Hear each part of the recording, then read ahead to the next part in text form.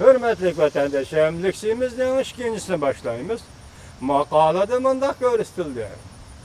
Yeni tiplik çoğ devletler münasebeti degen hukumni növbetdeki reis Xi Jinping 2012 yılı Amerika'nı ziyaret kılganda o'ttirg'a qo'ygan.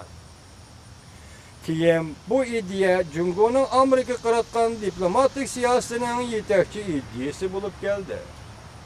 2013 yılı Amerika bu ideyani tonuş cihette hareketli bulgan. Şu vaqtda Prezident Obama Nurluq Sahra qo'riqida o'tkazilgan Amerika Jungo davlat boshliqlarining g'ayriresmiy uchrashuvida yangi hamkorlik to'g'risida va'da bergan. Gerçi Amerika yangi tiplik cho'ng davlatlar munosabati chaqiriq qilgan to'qinishmaslik, qarshilashmaslik, o'zaro hurmat qilish, hamkorlashib o'rtaq g'alaba qilish, Jungo'nun Asiyada zo'migarlik o'rniga moslashishdan darak beradiganligidan andisha qilsinmi? Lekin bu xil o'ttirib qo'yish nihoyat tezlik bilan yana kelib, kishilarning diqqatini jalb qiladigan ikki davlat almashtirish jarayonida tarqalishga boshladi. Maqolada bunday ko'rsatildi. Amerika Qo'shma Shtatlari hukumati 2013 yılı 2014 yılları yangicha cho'ng davlatlar munosabati siyosiy hukumiga shuning uchun qo'shilib, bu siyosiy hukumni shuning uchun hurmat qildiki, buning sababini ikki turli bo'lgan. Avval Amerika Qo'shma Shtatlari hukumati Jungo hukumatiga bir tatliq ta'mini deb qo'ygan. Bundan qalsa Amerika Qo'shma Shtatlari hukumati hukumidan yangicha davlat munosabati degan hukumning tabiatini qayta ayirib, bu hukumni Amerikaning rayon xarakterli ishlar to'g'riliq ko'z qarashlariga moslashtirmoqchi bo'lgan. Balki shu orqali Jungoning siyosiy tanlashuviga ta'sir ko'rsatmoqchi bo'lgan edi.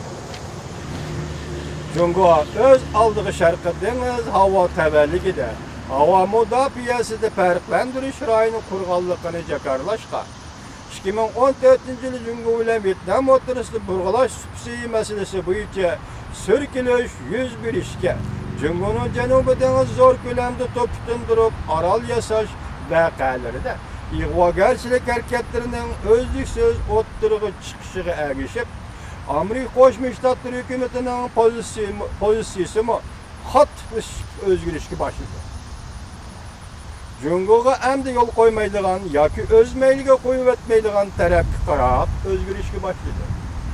O'tgan oyda o'tkazilgan Amerika Jungo strategik hisob suhbatida ikki davlat o'rtasida strategik suhbat va bexatarlik suhbatida agar ixtiloflar o'rtaga chiqdi.